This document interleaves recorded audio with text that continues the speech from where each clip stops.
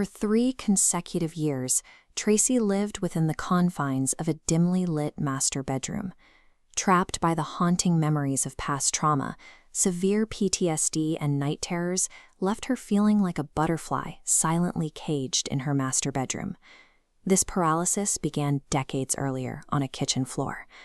As a child, her mobility was already restricted by heavy leg braces, but the true trauma was witnessing her stepfather lower a cast-iron fist onto her mother. Even as she lay on the floor in a pool of blood, Tracy's mother reached out. She offered a hushed, steady assurance. "It's okay, baby. I've got you, and I know God has me." The violence in that kitchen initiated a sequence of escalating betrayals. Tracy would later face sexual assault during her military service and a diagnosis of chronic PTSD, a condition further complicated by the overwhelming side effects of her prescribed medications. In the wake of chronic stress, the mind can construct a psychological cage that remains locked long after the physical threat has disappeared. During her 3rd year of isolation, Tracy stopped waiting. She opened a journal and began the work of documenting her past. Her method for processing these memories was unconventional. She immersed herself in the study of the ancient Hebrew alphabet. Ancient Hebrew differs from modern Western languages in a specific way.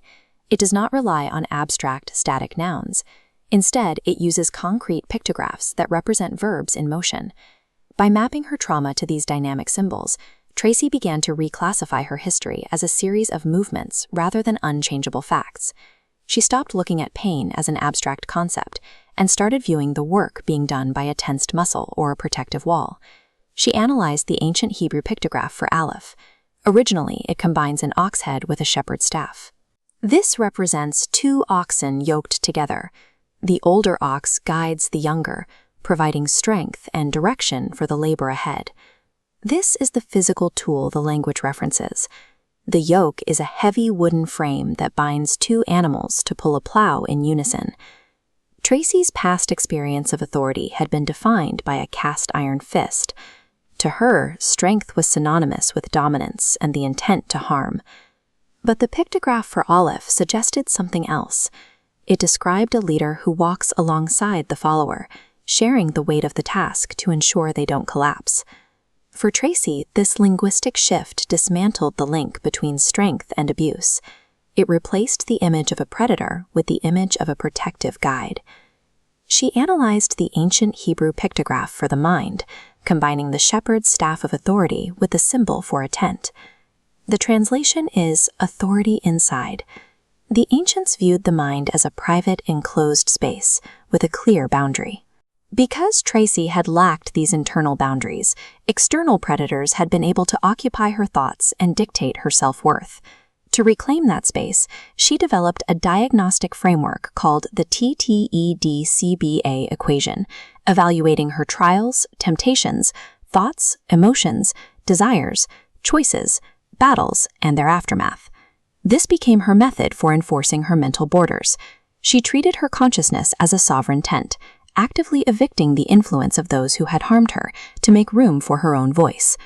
As Tracy filtered her history through this new framework, the night terrors lost their power. She was no longer just surviving her memories, she was dismantling the structure of her PTSD.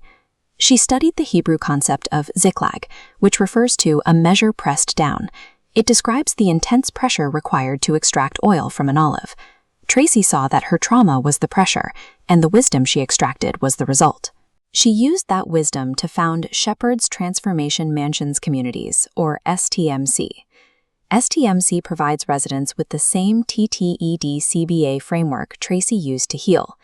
It gives the homeless and the broken a structured way to establish goal boundaries and navigate their own situational storms.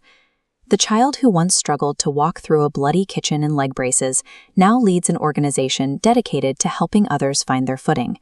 By changing the foundational language she used to process her pain, Tracy proved that the deepest wounds can become the blueprint for a restored life.